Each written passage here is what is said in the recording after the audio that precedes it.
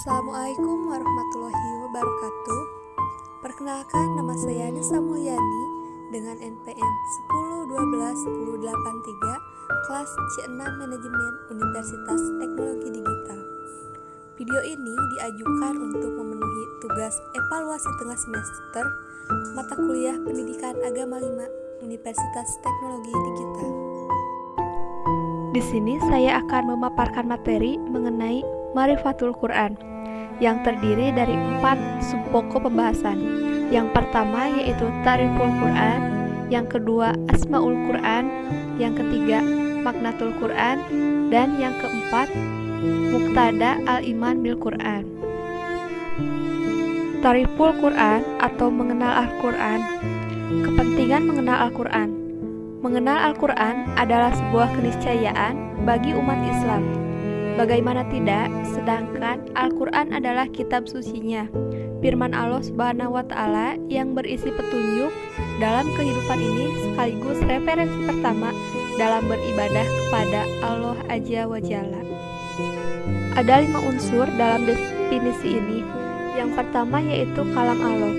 Al-Quran merupakan kalam Allah Subhanahu wa Ta'ala yang disampaikan kepada Rasulullah SAW melalui perantara malaikat Jibril. Meskipun kalam atau perkataan juga dimiliki oleh manusia dan jin, malaikat, bahkan hewan, tentu saja kalam Allah berbeda dari kalam makhluk. Diturunkannya Al-Quran dengan bahasa yang dipergunakan manusia tidak membuat Al-Quran secara otomatis bukan kalam Allah, dan tidak pula mencabut sisi ilahi dan kesucian Al-Quran. Yang kedua yaitu mukjizat. Mukjizat atau ijaz berarti menetapkan kelemahan, yakni ketidakmampuan mengerjakan sesuatu, lawan dari kudroh, potensi, power, kemampuan. Apabila mukjizat muncul, maka nampaklah kemampuan mu'ij, sesuatu yang melemahkan. Dengan demikian, mukjizat dapat didefinisikan sebagai suatu hal luar biasa untuk membuktikan kenabian atau kerasulan seseorang disertai dengan tantangan bagi pihak yang memusuhinya. Kemudian, menampakkan kelemahan mereka yang memusuhinya sekaligus keunggulan selamat dari perlawanan. Yang ketiga yaitu diturunkan kepada Nabi Muhammad.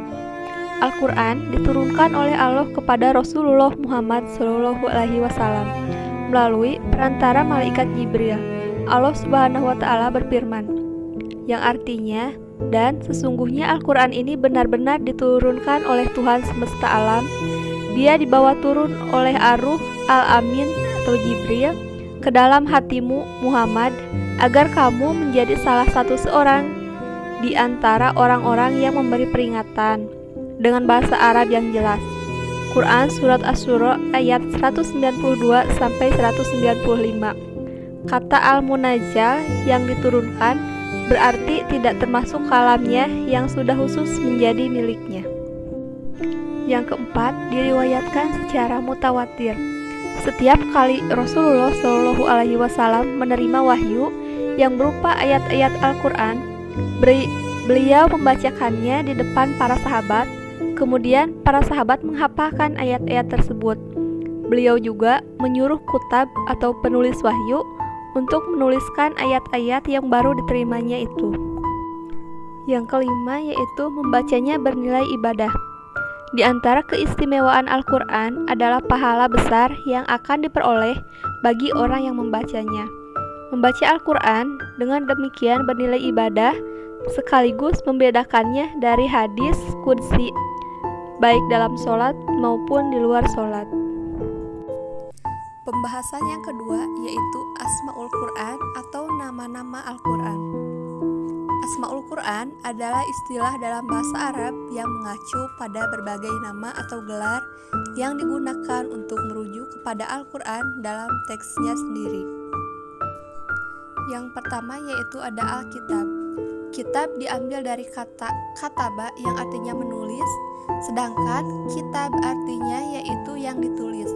Di samping dihafal oleh Rasulullah dan para hafiz, sejak awal Al-Quran juga ditulis oleh tim pencatat Al-Quran dari kalangan sahabat itu, di dimaksudkan untuk menjamin keasliannya.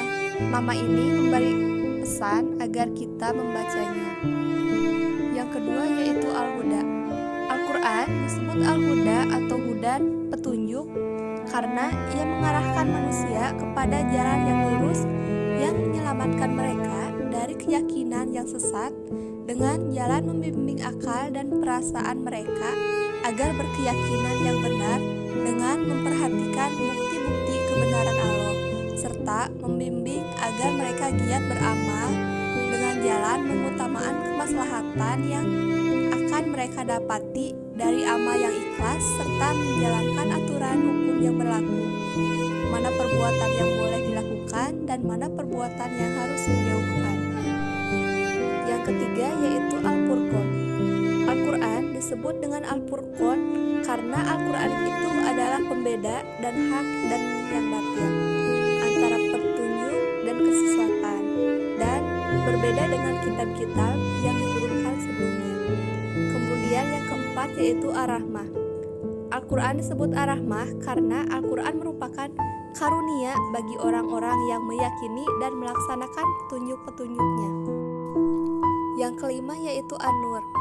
Al-Quran disebut An-Nur karena Al-Quran merupakan cahaya yang terang benderang yang memberikan petunjuk kepada manusia, mengeluarkan mereka dari kegelapan syirik, penyembahan kepada berhala, binatang, dan matahari, bahkan penyembahan arwah-arwah kepada cahaya iman.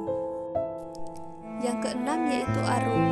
Al-Quran disebut Ar-Rum menurut Muhammad Sulaiman Abdullah Al-Ashqar dalam Zubdatut Tafsir karena Al-Quran memberi petunjuk kepada manusia. Di dalamnya terdapat kehidupan dari kematian kekafiran. Dalam tafsir Jalalain disebutkan kata Ruhan dia adalah Al-Quran yang dengannya hiduplah kalbu-kalbu atau manusia. Yang ketujuh yaitu As-Sifa.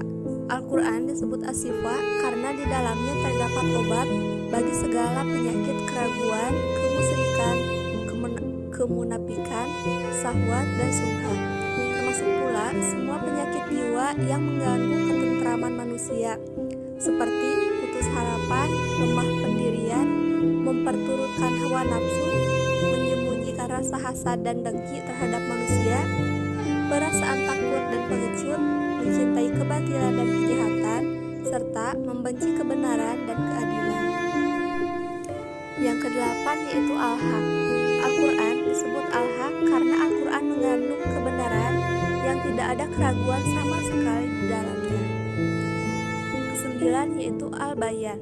Al-Quran disebut Al-Bayan karena Al-Quran memberikan penjelasan tentang petunjuk untuk keluar dari kesesatan, serta menerangkan berbagai hikmah dan hukum tentang ketauhidan, kisah-kisah, budi pekerti yang baik, ilmu pengetahuan, janji Allah dan ancamannya, hukum-hukum yang menjadi pedoman bagi manusia dalam hidup dan kehidupannya di dunia dan di akhirat nanti. Kesepuluh yaitu Al-Mu'izzah. Al-Quran disebut Al-Mu'izzah karena Al-Quran mengandung pelajaran-pelajaran yang indah yang dapat memperbaiki akhlak dan amal perbuatan manusia. Kemudian terakhir ke-11 yaitu Az-Zikr.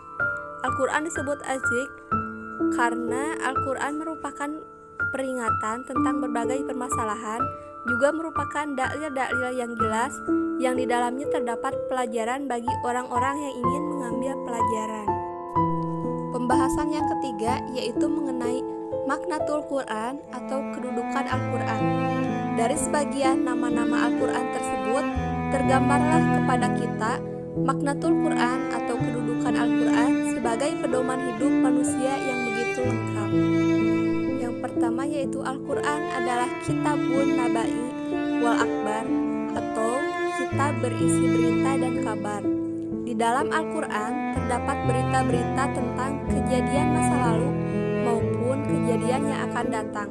Al-Quran memberikan kisah para nabi dan rasul terdahulu seperti Nabi Adam, Nabi Nuh, Nabi Ibrahim, dan lainnya.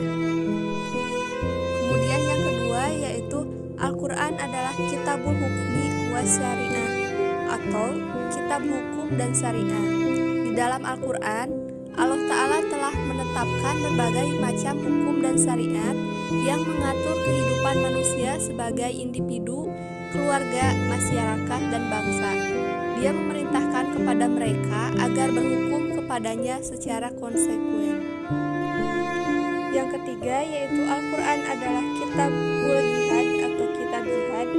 Al-Quran berbicara tentang jihad di banyak ayat, dalam arti khusus yakni kitab, dalam arti umum yakni segala bentuk upaya dalam kerangka meninggikan kalimat Allah Ta'ala. Kemudian yang keempat yaitu Al-Quran adalah kitabut tarbiyah atau kitab pendidikan. Al-Quran memuat kisah-kisah penuh hikmah yang mengandung banyak pelajaran. Selain kisah para nabi dan rasul, Al-Quran pun memuat kisah-kisah yang sahih seperti Luqman, Ashabul Kahfi, Talut, Zulkarnain, Maryam, Asiyah, dan lain-lain. Dari kisah-kisah tersebut dan juga ayat-ayat secara umum, kita dapat menyimpulkan manhaj Qur'ani dalam tarbiyah. Yang kelima yaitu Al-Quran adalah minhajul hayah atau pedoman hidup. Al-Quran telah memuat seluruh pedoman yang dibutuhkan manusia berupa akidah, ibadah, hukum, muamalah, akhlak, politik, ekonomi, dan permasalahan kehidupan lainnya. Yang keenam, Al-Quran adalah kitab ilmu pengetahuan. Al-Quran menginspirasi perkembangan ilmu pengetahuan dan mengajarkan peran dan tanggung jawab manusia yang diberikan amanah ilmu. Al-Quran sebagai pedoman hidup, manhaj al-hayah, menuntun umat manusia agar memperoleh keselamatan dan kebahagiaan dunia dan akhirat. Kemudian pembahasan yang keempat yaitu Muqtada al-iman bil Quran atau tuntutan iman kepada Al-Quran. Setiap orang Islam diwajibkan untuk mengimani rukun iman. Di antara rukun iman itu adalah iman kepada kitab Allah yang dalam hal ini adalah Al-Quran. Mengimani kitab Allah ini Al-Quran bukannya tanpa konsekuensi bagi seorang muslim. Adapun konsekuensi dari iman kepada Al-Quran ini adalah dengan mengakrabi Al-Quran, mendidik diri dengannya, tunduk menerima hukum-hukumnya, menyeru orang kepadanya, menegakkannya di bumi Allah ini. Yang pertama, mengakrabi Al-Quran atau al-unsubihi. Cara mengakrabi Al-Quran yaitu dengan melakukan interaksi yang instan dengan Al-Quran dengan cara mempelajarinya atau ta'allumuhu dan mengajarkannya ta'limuhu kepada orang lain, meliputi yang pertama bacaannya atau tilawatan agar sesuai dengan mahraj dan tajwidnya. Yang kedua, pemahamannya atau fahman. Yang ketiga, penerapannya atau tatbikon. Yang keempat, menghafal dan menjaganya atau hifdzan. Yang kedua yaitu mendidik diri dengannya atau tarbiyatun nafsi bihi. Berusaha mendidik diri supaya sifat-sifat dan karakternya sesuai Al-Quran, sehingga mensibligah atau mencelupkan dirinya secara utuh dengan Al-Quran.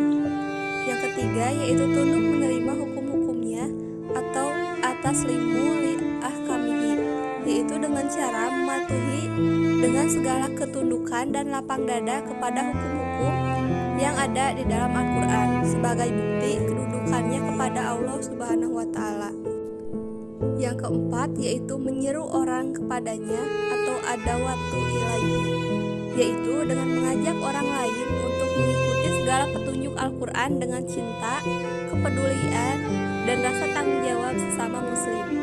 Yang kelima yaitu menegakkannya di bumi atau ikamatuhu fil ard, yaitu menegakkan Al-Quran dalam dirinya sebagai individu dalam kehidupan sosial politik sebagai anggota komunitas muslimin. Cukup sekian pemaparan dari saya. Mohon maaf apabila banyak kesalahan dan kekurangan. Terima kasih. Wassalamualaikum